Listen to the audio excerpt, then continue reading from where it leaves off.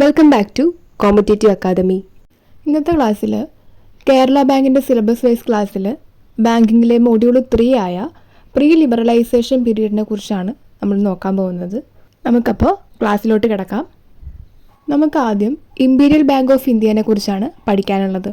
നമുക്കറിയാം, ഇമ്പീരിയൽ ബാങ്കാണ് പിന്നീട് 1955 SBI ആയിട്ട് മാറിയത്. അപ്പോൾ imperial bank of India act വന്നത് 1920 imperial bank of India act 1920. ഈ 1920 ആക്ട് പിന്നീട് 1934 അമെൻഡ് ചെയ്തിട്ടുണ്ടായിരുന്നു. അപ്പോൾ അമെൻഡഡ് ഇയർ ഏതാണെന്ന് ചോദിച്ചാൽ 1934. Imperial bank of India came into existence, അതിൻ്റെ ഇയർ 1921 ജനുവരി 27.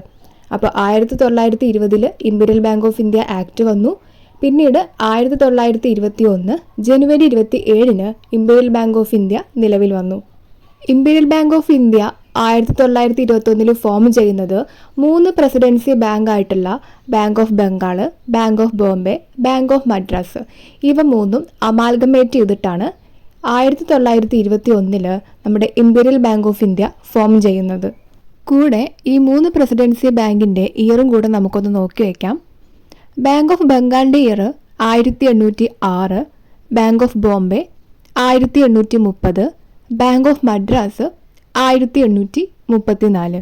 അപ്പോൾ ഇവിടെ ശ്രദ്ധിക്കേണ്ടത് 1806 ബാങ്ക് ഓഫ് ബംഗാളിൻ്റെ പേര് ബാങ്ക് ഓഫ് കൽക്കട്ട എന്നായിരുന്നു. അതിനുശേഷം 1809 ജനുവരി 2 bank of Calcutta bank of ബംഗാളായിട്ട് റീനെയിം ചെയ്തത്. അപ്പോൾ 1806 1809 ഓർത്ത് വയ്ക്കുക. Imperial bank of India form ചെയ്യുന്ന സമയത്ത്, അതായത് 1921 അതൊരു പ്രൈവറ്റ് എൻറ്റിറ്റി ആയിരുന്നു. അതായത് ഇമ്പീരിയൽ ബാങ്ക് ഓഫ് ഇന്ത്യൻ്റെ ഷെയർ ഹോൾഡേഴ്സൊക്കെ പ്രൈവറ്റ് എൻറ്റിറ്റീസ് ആയിരുന്നു. അതിനുശേഷമാണ് AIRCSE നാഷണലൈസേഷന് വേണ്ടിയിട്ട് റെക്കമെൻഡ് ചെയ്യുകയും അതിൻ്റെ ഭാഗമായിട്ട് 1955 imperial bank of India nationalise ചെയ്യുകയും ചെയ്തത്. അപ്പോൾ at the time of formation imperial bank of India was a private entity. Nationalisation of imperial bank recommended by ആരാണെന്ന് ചോദിച്ചാൽ AIRCSE, അതായത് നമ്മുടെ സർവേ കമ്മിറ്റി. അപ്പോൾ സർവേ കമ്മിറ്റിയാണ് imperial bank of India nationalisation ചെയ്യണം അല്ലെങ്കിൽ നാഷണലൈസ് ചെയ്യണം എന്ന് റെക്കമെൻഡ് ചെയ്തത്. അങ്ങനെ 1955 imperial bank of India nationalise ചെയ്യുകയും ഇമ്പീരിയൽ ബാങ്ക് ഓഫ് ഇന്ത്യയുടെ പേര് സ്റ്റേറ്റ് ബാങ്ക് ഓഫ് ഇന്ത്യ എന്നാക്കി റീനെയിം ചെയ്യുകയും ചെയ്തു. നമ്മളിവിടെ ഇപ്പോൾ നോക്കിയത് സ്റ്റേറ്റ് ബാങ്ക് ഓഫ് ഇന്ത്യയുടെ ഒറിജിനാണ്, അല്ലെങ്കിൽ SBIയുടെ ഒറിജിനാണ് നമ്മളിവിടെ നോക്കിയത്. അതായത് 1921 imperial bank of India form ചെയ്തു. അതിനുശേഷം 1955 imperial bank of India nationalise ചെയ്തു. അങ്ങനെ ഇമ്പീരിയൽ ബാങ്ക് ഓഫ് ഇന്ത്യയുടെ പേര് സ്റ്റേറ്റ് ബാങ്ക് ഓഫ് ഇന്ത്യ എന്നാക്കി മാറ്റി. അപ്പോൾ ഇങ്ങനെയാണ് state bank of India form ചെയ്യുന്നത്. ഇതിൻ്റെ കൂടെ തന്നെ നമുക്ക് പഠിക്കേണ്ട ഒരു പോയിൻ്റാണ്, prior to the establishment of RBI imperial bank of India acted as banker to the government and bankers bank. നമുക്കറിയാം, ഇപ്പോൾ RBIയുടെ ഫംഗ്ഷനാണ് ബാങ്കർ ടു ദ ഗവൺമെൻറ്, അതേപോലെ ബാങ്കേഴ്സ് ബാങ്ക് എന്നൊക്കെ പറയുന്നത്. എന്നാൽ RBI വരുന്നതിന് മുന്നേ ഈ ഫംഗ്ഷൻസൊക്കെ ചെയ്തിരുന്നത് ഇമ്പീരിയൽ ബാങ്ക് ഓഫ് ഇന്ത്യ ആയിരുന്നു. ബാങ്കർ ടു ദ ഗവൺമെൻറ്റും ബാങ്കേഴ്സ് ബാങ്കും ഇമ്പീരിയൽ ബാങ്ക് ഓഫ് ഇന്ത്യ ആയിരുന്നു ചെയ്തിട്ടുണ്ടായിരുന്നത് എന്നും കൂടെ നമ്മൾ ഇവിടെ ഒന്ന് ഓർത്ത് വയ്ക്കുക. ഇനി നമ്മൾ SBIയും അതിൻ്റെ അസോസിയേറ്റ് ബാങ്കിനെ കുറിച്ചുമാണ് പഠിക്കാൻ പോണത്.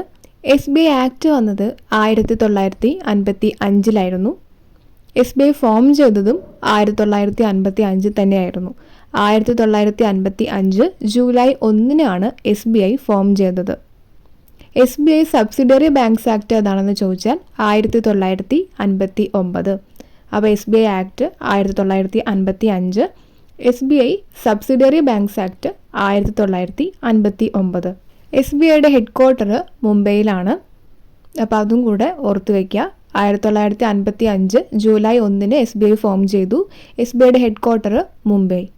SBIക്ക് 8 സബ്സിഡിയറീസ് ആയിരുന്നു ഉണ്ടായിരുന്നത്.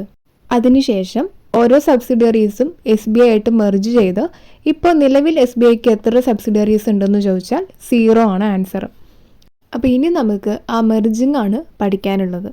SBIക്ക് 8 സബ്സിഡിയറീസ് ഉണ്ടെന്ന് പറഞ്ഞു അല്ലേ. അപ്പോൾ ഏതൊക്കെയാണ് ആ സബ്സിഡിയറീസ് എന്ന് ചോദിച്ചാൽ, ഒന്നാമത്തെ state bank of Hyderabad, state bank of Bikaner, state bank of Jaipur, state bank of Saurashtra, state bank of Indore, state bank of Travancore, state bank of Mysore and state bank of Patiala. മെർജിങ്ങിൻ്റെ ഹിസ്റ്ററി നോക്കുന്ന സമയത്ത് നമ്മൾ പറഞ്ഞു സ്റ്റേറ്റ് ബാങ്ക് ഓഫ് ബിക്കനേറും സ്റ്റേറ്റ് ബാങ്ക് ഓഫ് ജയ്പൂരും SBIയുടെ associate bank അല്ലെങ്കിൽ subsidiary banks ആയിരുന്നു എന്നുള്ളത്.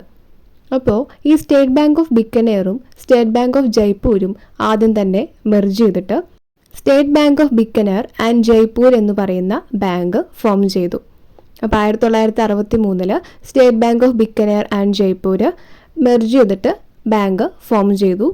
അതിനുശേഷം 1985 ബാങ്ക് ഓഫ് കൊച്ചിനെ SBI ഏറ്റെടുക്കുകയും അതിനെ സ്റ്റേറ്റ് ബാങ്ക് ഓഫ് ട്രാവൻകൂറായിട്ട് മെർജ് ചെയ്യുകയും ചെയ്തു. ഈ സ്റ്റേറ്റ് ബാങ്ക് ഓഫ് ട്രാവൻകൂർ SBIയുടെ സബ്സിഡിയറിയാണ്. അപ്പോൾ SBIയുടെ സബ്സിഡിയറിയുമായിട്ട് ബാങ്ക് ഓഫ് കൊച്ചിനെ മെർജ് ചെയ്തു. ദെൻ SBIയുടെ സബ്സിഡിയറി ആയിട്ടുള്ള state bank of Saurashtra 2008 August 13 SBI ആയിട്ട് മെർജ് ചെയ്തു. Then 2010 August 26 state bank of ഇൻഡോറും SBI ആയിട്ട് മെർജ് ചെയ്തു. അതിനുശേഷം 2017 ഏപ്രിൽ 1 മെർജിങ് നടക്കുന്നത്. ഈ 2017 ഒരുപാട് ബാങ്ക്സിൻ്റെ മെർജിങ് നടന്നിട്ടുണ്ടായിരുന്നു. അതായത് ഭാരതീയ മഹിളാ ബാങ്കും അതേപോലെ SBIയുടെ 5 അസോസിയേറ്റ് ബാങ്കും കൂടെ SBIയുമായിട്ട് മെർജ് ചെയ്തു. അവ ഏതൊക്കെയാണെന്ന് ചോദിച്ചാൽ ട്രാവൻകൂർ, മൈസൂർ, ബിക്കനേർ ആൻഡ് ജയ്പൂർ, ഹൈദരാബാദ്, പട്ടിയാല. അപ്പോൾ ഇത്രയും ബാങ്ക് SBIയുമായിട്ട് 2017 ഏപ്രിൽ 1 മെർജ് ചെയ്തു. അങ്ങനെ 2017 കൂടി SBIക്ക് ഉണ്ടായിരുന്ന 8 സബ്സിഡിയറീസും SBI ആയിട്ട് മെർജ് ചെയ്തു. അങ്ങനെ നിലവിലിപ്പോൾ SBIക്ക് സബ്സിഡിയറീസ് ഒന്നും തന്നെ ഇല്ല. അപ്പോൾ ഇത്രയും കാര്യങ്ങളാണ് നമുക്ക് SBIയുടെ മെർജിങ്ങുമായിട്ട് റിലേറ്റ് ചെയ്തിട്ട് പഠിക്കാനുള്ളത്. ഇനി സോഷ്യൽ കൺട്രോൾ ഓവർ ബാങ്ക്സും അതേപോലെ നാഷണലൈസേഷനുമാണ് പഠിക്കാനുള്ളത്. അപ്പോൾ social control 1967 government of India officially അത് അപ്രൂവ് ചെയ്യുന്നത്. എന്നാൽ സോഷ്യൽ കൺട്രോൾ ഒരു ഫെയിലിയർ ആയിരുന്നു. വിചാരിച്ച പോലെ അത് മുന്നോട്ട് കൊണ്ടുപോകാൻ പറ്റാത്തത് കൊണ്ട് തന്നെ ഒരു ആൾട്ടർനേറ്റീവ് ഓപ്ഷനായിട്ടാണ് നാഷണലൈസേഷൻ മുന്നോട്ട് വരുന്നത്.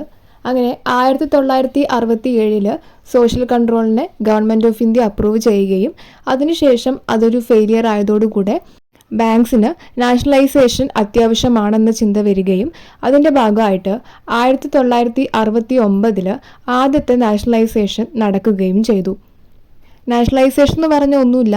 ഇപ്പോൾ പ്രൈവറ്റ് എൻറ്റിറ്റീസ് നമ്മൾ നേരത്തെ പറഞ്ഞിട്ടുണ്ടായിരുന്നു ഇമ്പീരിയൽ ബാങ്ക് ഓഫ് ഇന്ത്യ ആദ്യം പ്രൈവറ്റ് എൻറ്റിറ്റി ആയിരുന്നു, അതിനുശേഷമാണ് നാഷണലൈസ് ചെയ്തതെന്ന്. അതുപോലെ ഒരുപാട് ബാങ്ക് പ്രൈവറ്റ് എൻറ്റിറ്റീസിൻ്റെ അണ്ടറിലാണ് പ്രവർത്തിച്ചു കൊണ്ടിരുന്നത്.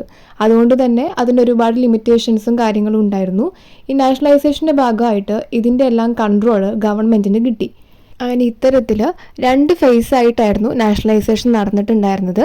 First phase 1969 second phase 1980. First ഫേസിൽ 50 കോടിക്ക് മുകളിൽ ഡെപ്പോസിറ്റ് ഉള്ള എല്ലാ കൊമേഴ്ഷ്യൽ ബാങ്ക്സിനെയും നാഷണലൈസ് ചെയ്തിട്ടുണ്ടായിരുന്നു. അതായത് ടോട്ടൽ 14 ബാങ്കാണ് 1969 ജൂലൈ 19 നാഷണലൈസേഷൻ ചെയ്യുന്നത്. ആ സമയത്തെ പ്രൈം മിനിസ്റ്റർ ആരായിരുന്നു എന്ന് ചോദിച്ചാൽ ഇന്ദിരാഗാന്ധിയാണ്. അതേപോലെ ഫിനാൻസ് മിനിസ്റ്ററും ഇന്ദിരാഗാന്ധി ആയിരുന്നു. ആ സമയത്തെ RBI ഗവർണർ LK ജാ ആയിരുന്നു. അപ്പോൾ ഫസ്റ്റ് ഫേസുമായി റിലേറ്റ് ചെയ്തിട്ട് ഇത്രയും കാര്യങ്ങൾ ഓർത്ത് വയ്ക്കണം. അതായത് 1969 ജൂലൈ 19 ആദ്യത്തെ നാഷണലൈസേഷൻ നടക്കുന്നത്. അവിടെ 50 കോടിക്ക് മുകളിൽ ഡെപ്പോസിറ്റ് ഉള്ള എല്ലാ കൊമേഴ്ഷ്യൽ ബാങ്ക്സിനെയും നാഷണലൈസ് ചെയ്തിട്ടുണ്ടായിരുന്നു. അത്തരത്തിൽ 14 ബാങ്ക് നാഷണലൈസ് ചെയ്തിട്ടുണ്ടായിരുന്നു. ആ സമയത്തെ പ്രൈം മിനിസ്റ്ററും ഫിനാൻസ് മിനിസ്റ്ററും Indira Gandhi, RBI governor LK Jha. ഇനി നമുക്ക് 1969 നാഷണലൈസ് ചെയ്തിട്ടുള്ള 14 ബാങ്ക് ഏതൊക്കെയാണെന്ന് നോക്കാം. Bank of India, United bank of India, union bank of India, central bank of India, Indian bank, Indian overseas bank, bank of Maharashtra, Punjab national bank, Allahabad bank, bank of Baroda, Dena bank, syndicate bank, Canara bank, UCO bank. അപ്പോൾ ഈ 14 ബാങ്കുകളാണ് 1969 nationalised ആയിട്ടുള്ള ബാങ്കുകൾ. അപ്പോൾ ഇത് പഠിക്കാനായിട്ട് ചെറിയൊരു trick ഉണ്ട്. അതായത് ഇപ്പോൾ ഞാൻ ആദ്യം എഴുതിയിട്ടുള്ള 4 ബാങ്കുകൾ, bank of India, United bank of India, union bank of India, central bank of India, ഇത് 4ഉം ഇന്ത്യയിൽ അവസാനിക്കുന്ന ബാങ്കുകളാണ്. അപ്പോൾ ഈ 4 ബാങ്കും ഒരുമിച്ച് പഠിച്ചു വയ്ക്കാം. അടുത്തതായി എഴുതിയിട്ടുള്ള 2 ബാങ്ക് ഇന്ത്യയിൽ സ്റ്റാർട്ട് ചെയ്യുന്ന ബാങ്കാണ്. Indian bank, Indian overseas bank. ഇങ്ങനെ പഠിക്കുമ്പോൾ നമുക്ക് ജസ്റ്റ് കണക്ട് ചെയ്തിട്ട് 14 ബാങ്കും പെട്ടെന്ന് ഓർത്ത് വയ്ക്കാൻ പറ്റും. ഇന്ത്യയിൽ അവസാനിക്കുന്ന 4 ബാങ്ക്, അതേപോലെ ഇന്ത്യയിൽ സ്റ്റാർട്ട് ചെയ്യുന്ന 2 ബാങ്ക്, 6 ബാങ്കായി. ഇനിയുള്ള 4 എന്ന് പറയുന്നത് ഓരോ പ്ലേസിൻ്റെ പേരുള്ള ബാങ്കാണ്. അതായത് bank of Maharashtra, Punjab national bank, Allahabad bank, bank of Baroda. അപ്പോൾ അത് അങ്ങനെ കണക്ട് ചെയ്ത് പഠിക്കുക. അപ്പോൾ അങ്ങനെ നമുക്ക് 10 ബാങ്കുകൾ ഓർത്ത് വയ്ക്കാനുള്ള ട്രിക്ക് കിട്ടി. ഇനി ബാക്കിയുള്ള ബാങ്ക് 4 ബാങ്കുള്ളൂ, അത് ജസ്റ്റ് നമ്മൾ ഓർത്ത് വയ്ക്കുക. Dena bank, syndicate bank, Canara bank, UCO bank. അപ്പോൾ ഇങ്ങനെ ഈ 14 ബാങ്ക് അറിയാത്തവരാണെങ്കിൽ ജസ്റ്റ് ഈ ട്രിക്ക് ഒന്ന് ട്രൈ ചെയ്ത് നോക്കുക. എന്തായാലും കുറച്ച് ബാങ്ക് ഓർമ്മയിൽ എന്തായാലും ഉണ്ടാവും. നമുക്കിനി സെക്കൻഡ് ഫേസ് നോക്കാം. സെക്കൻഡ് ഫേസ് 1980 ഏപ്രിൽ 15 അതിൻ്റെ ഭാഗമായിട്ട് 200 കോടിക്ക് മുകളിൽ ഡെപ്പോസിറ്റുള്ള കൊമേഴ്ഷ്യൽ ബാങ്ക്സ്, അതായത് 6 ബാങ്കുകൾ അന്നേരം നാഷണലൈസ്ഡ് ആയിട്ടുണ്ടായിരുന്നു. ആ സമയത്ത് ഫിനാൻസ് മിനിസ്റ്റർ വെങ്കട്ടരാമനായിരുന്നു, prime minister Indira Gandhi and RBI governor IG Patel. ഇനി ഏതൊക്കെയാണ് ആ ബാങ്ക് എന്ന് ചോദിച്ചാൽ new bank of India, Punjab and Sind bank, Vijaya bank, Andhra bank, corporation bank and oriented bank of commerce. ഈ 6 ബാങ്കാണ് 1980 നാഷണലൈസ്ഡ് ആയിട്ടുള്ള 6 ബാങ്കുകൾ. ഇപ്പം നമ്മൾ നാഷണലൈസേഷൻ നടന്നിട്ടുള്ള 2 ഫേസും ആ ഫേസിൽ ഏതൊക്കെ ബാങ്കുകളാണ് നാഷണലൈസ്ഡ് ആയിട്ടുള്ളത് എന്നുള്ള കാര്യവും ആ സമയത്തെ prime minister, finance minister, RBI governor, ഇത്രയും കാര്യങ്ങൾ പഠിച്ചു. ഈ നാഷണലൈസേഷന് ശേഷം പിന്നീട് ഈ ബാങ്കുകൾ തമ്മിൽ മെർജിങ് നടന്നിട്ടുണ്ടായിരുന്നു. അങ്ങനെ ഇപ്പോൾ ടോട്ടൽ നമുക്ക് 12 പബ്ലിക് സെക്ടർ ബാങ്കാണുള്ളത്. 11 public sector bank plus SBI, അങ്ങനെ 12 പബ്ലിക് സെക്ടർ ബാങ്കാണ് നമുക്കിപ്പോൾ നിലവിൽ ഉള്ളത്. അപ്പോൾ ഇനി നമുക്ക് ഈ ബാങ്കുകളുടെ മെർജിങ് നോക്കാം.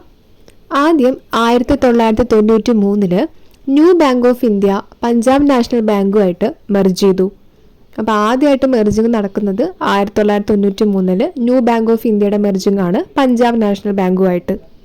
പിന്നീട് 2019 വിജയ ബാങ്കും ഡെന ബാങ്കും കൂടെ ബാങ്ക് ഓഫ് ബറോഡയിൽ മെർജ് ചെയ്തു. 2020 ഒരുപാട് ബാങ്കുകളുടെ മെർജിങ് നടന്നിട്ടുണ്ടായിരുന്നു. അപ്പോൾ ഇനി അത് ഏതൊക്കെയാണെന്ന് നോക്കാം. അലഹബാദ് ബാങ്ക് ഇന്ത്യൻ ബാങ്കുമായിട്ട് മെർജ് ചെയ്തു. അതേപോലെ united bank of India Punjab national ബാങ്കുമായിട്ട് മെർജ് ചെയ്തു. ഓറിയന്റൽ ബാങ്ക് ഓഫ് കൊമേഴ്സും പഞ്ചാബ് നാഷണൽ ബാങ്കുമായിട്ട് മെർജ് ചെയ്തു. അപ്പോൾ നമ്മളിപ്പോൾ 3 ബാങ്ക് പഞ്ചാബ് നാഷണൽ ബാങ്കിൽ മെർജ് ചെയ്തു പഠിച്ചു. 93 ന്യൂ ബാങ്ക് ഓഫ് ഇന്ത്യ PNBയിൽ മെർജ് ചെയ്തു. 2020 യുണൈറ്റഡ് ബാങ്ക് ഓഫ് ഇന്ത്യയും ഓറിയന്റൽ ബാങ്ക് ഓഫ് കൊമേഴ്സും PNBയിൽ മെർജ് ചെയ്തു. ഇനി അടുത്ത മെർജിങ് സിൻഡിക്കേറ്റ് ബാങ്ക് കാനറ ബാങ്കുമായിട്ടുള്ള മെർജിങ് ആയിരുന്നു. അതേപോലെ കോർപ്പറേഷൻ ബാങ്കും ആന്ധ്ര ബാങ്കും കൂടെ യൂണിയൻ ബാങ്ക് ഓഫ് ഇന്ത്യയിലും മെർജ് ചെയ്തു. അപ്പോൾ ഇത്രയാണ് ഇവിടെ നമുക്ക് പഠിക്കാനുള്ള മെർജിങ്. 93-ലും 2019-ലും 2020-ലുമാണ് മെർജിങ് നടന്നിട്ടുണ്ടായിരുന്നത്. ഇങ്ങനെ ഈ മെർജിങ് നടന്നതോടുകൂടി 20 പബ്ലിക് സെക്ടർ ബാങ്കുകളുടെ എണ്ണം കുറഞ്ഞ് അവ 12 പബ്ലിക് സെക്ടർ ബാങ്കായിട്ട് മാറി. 12 എന്ന് പറയുമ്പോൾ ഇവിടെയുള്ള 11 പബ്ലിക് സെക്ടർ ബാങ്കും പ്ലസ് നമ്മുടെ സ്റ്റേറ്റ് ബാങ്ക് ഓഫ് ഇന്ത്യ, അങ്ങനെ മൊത്തം ഇപ്പോൾ നിലവിൽ 12 പബ്ലിക് സെക്ടർ ബാങ്കാണ് നമുക്ക് ഉള്ളത്. ഇപ്പോൾ മെർജിങ്ങിന് ശേഷം നമുക്കുള്ള ഇപ്പോൾ നിലവിലുള്ള പബ്ലിക് സെക്ടർ ബാങ്ക്സും അതിൻ്റെ ഹെഡ് ക്വാർട്ടേഴ്സും നമുക്ക് ഇമ്പോർട്ടൻ്റ് ആയിട്ട് പഠിച്ചു വയ്ക്കാനുള്ള ടോപ്പിക്കാണ്. അപ്പോൾ അത് ഇവിടെ പിക്ചറിൽ കൊടുത്തിട്ടുണ്ട്, ഓരോ ബാങ്കും അതിൻ്റെ ഹെഡ് ക്വാർട്ടേഴ്സും. അപ്പോൾ നമുക്ക് ഇപ്പോൾ നിലവിലുള്ള 12 പബ്ലിക് സെക്ടർ ബാങ്ക് ഏതൊക്കെയാണെന്ന് വെച്ചാൽ Punjab national bank, Indian bank, Canara bank, union bank of India, Indian overseas bank, UCO bank, bank of Maharashtra, Punjab and Sind bank, bank of India, central bank of India, bank of Baroda and SBI. അപ്പോൾ ഇത്രയും ബാങ്കാണ് ഇപ്പോൾ ഉള്ളത്. ഇനി ഇവ ഓരോന്നിൻ്റെയും ഹെഡ് ക്വാർട്ടേഴ്സ് നമുക്ക് പഠിക്കാനുണ്ട്. അപ്പോൾ ഇത് പഠിക്കാൻ നമുക്കൊരു ട്രിക്ക് ഉണ്ട്. എന്താണെന്ന് വെച്ചാൽ ഇവിടെ ഇന്ത്യയിൽ അവസാനിക്കുന്ന ഒരു 4 ബാങ്ക് ഉണ്ട് അല്ലേ. അതായത് union bank of India, bank of India, central bank of India, state bank of India. അപ്പോൾ ഈ 4 ബാങ്കിൻ്റെ ഹെഡ് ക്വാർട്ടേഴ്സ് എവിടെയാണെന്ന് വെച്ചാൽ നമുക്ക് നോക്കി അറിയാം, മുംബൈയിലാണ്. അപ്പോൾ ഇന്ത്യയിൽ അവസാനിക്കുന്ന 4 ബാങ്കിൻ്റെ ഹെഡ്ക്വാർട്ടേഴ്സ് മുംബൈയിലാണെന്ന് വെച്ച് പഠിക്കുക. ഇനി ഇന്ത്യയിൽ സ്റ്റാർട്ട് ചെയ്യുന്ന ബാങ്ക് ഏതൊക്കെയാണ്? ഇന്ത്യൻ ബാങ്കും ഇന്ത്യൻ ഓവർസീസ് ബാങ്കും. ഈ രണ്ടെണ്ണത്തിൻ്റെയും ഹെഡ്ക്വാർട്ടേഴ്സ് ചെന്നൈയിലാണ്. അപ്പോൾ Indian bank, Indian overseas bank headquarters Chennai ആണ്. ഇനി പഞ്ചാബിൽ സ്റ്റാർട്ട് ചെയ്യുന്ന 2 ബാങ്കാണുള്ളത്. പഞ്ചാബ് നാഷണൽ ബാങ്കും പഞ്ചാബ് ആൻഡ് സിന്ധു ബാങ്കും. ഈ രണ്ടിൻ്റെയും ഹെഡ്ക്വാർട്ടേഴ്സ് ന്യൂഡൽഹിയിലാണ്. അപ്പോൾ ഇന്ത്യയിൽ സ്റ്റാർട്ട് ചെയ്യുന്ന ബാങ്കിൻ്റെ ഹെഡ്ക്വാർട്ടേഴ്സ് ചെന്നൈയിലാണ്. ഇന്ത്യയിൽ അവസാനിക്കുന്ന ബാങ്കിൻ്റെ ഹെഡ്ക്വാർട്ടേഴ്സ് മുംബൈയിലാണ്. അതേപോലെ പഞ്ചാബിൽ സ്റ്റാർട്ട് ചെയ്യുന്നതിൻ്റെ ഹെഡ്ക്വാർട്ടേഴ്സ് ന്യൂഡൽഹിയിലാണ്. അപ്പോൾ ഇത്രയും കാര്യങ്ങളാണ് നമുക്കിവിടെ പഠിക്കാനുള്ളത്. അപ്പോൾ നമ്മൾ ഇന്ന് ഇമ്പീരിയൽ ബാങ്ക് ഓഫ് ഇന്ത്യയുടെ ഒറിജിനൽ ഡെവലപ്മെൻറ്റ് നോക്കി, സ്റ്റേറ്റ് ബാങ്ക് ഓഫ് ഇന്ത്യയുടെ ഒറിജിനൽ ഡെവലപ്മെൻറ്റും അതേപോലെ അതിൻ്റെ സബ്സിഡിയറീസിനെ കുറിച്ചും അവയുടെ മെർജിങ്ങും അതേപോലെ തന്നെ സോഷ്യൽ കൺട്രോളും നാഷണലൈസേഷനെ കുറിച്ചും പഠിച്ചു. അതിനുശേഷം ഓരോ ബാങ്കും ഓരോ ഫേസിലും നാഷണലൈസേഷൻ നടന്നിട്ടുള്ള ബാങ്കും പിന്നീട് അവയ്ക്കുണ്ടായിട്ടുള്ള മെർജിങ്ങും ഇപ്പം നിലവിൽ 12 പബ്ലിക് സെക്ടർ ബാങ്ക് ഉണ്ട് എന്നുള്ളതും അവയുടെ ഹെഡ്ക്വാർട്ടേഴ്സും പഠിച്ചു. ഈ മൊഡ്യൂളിൻ്റെ 50% നമ്മളിപ്പോൾ നോക്കിയിട്ടുണ്ട്. ഇനി കുറച്ച് ഭാഗം കൂടെ നോക്കാനുള്ളത്, അതായത് RRB, ലീഡ് ബാങ്ക് തുടങ്ങിയ കുറച്ച് ഭാഗങ്ങളെ നോക്കാനുള്ളൂ. അത് നമുക്കിനി അടുത്ത ക്ലാസ്സിൽ നോക്കാം. അപ്പോൾ ചാനൽ ആദ്യമായിട്ട് കാണുന്ന കൂട്ടുകാരാണെങ്കിൽ സബ്സ്ക്രൈബ് ചെയ്യുക. അതേപോലെ കേരള ബാങ്കിൻ്റെ സിലബസ് വൈസ് ക്ലാസ്സിലെ ഏതെങ്കിലും ടോപ്പിക്ക് കാണാത്തവരുണ്ടെങ്കിൽ, ക്ലാസ് മിസ്സായിട്ടുള്ളവരാണെങ്കിൽ പ്ലേലിസ്റ്റിൽ കൊടുത്തിട്ടുണ്ട്. Junior cooperative inspector or Kerala bank എന്ന് പറയുന്ന പ്ലേലിസ്റ്റിൽ ബാക്കി വീഡിയോസ് അപ്ലോഡ് ചെയ്തിട്ടുണ്ട്. അത് കാണാത്തവരുണ്ടെങ്കിൽ കാണുക. അപ്പോൾ ഓക്കെ, താങ്ക് യു.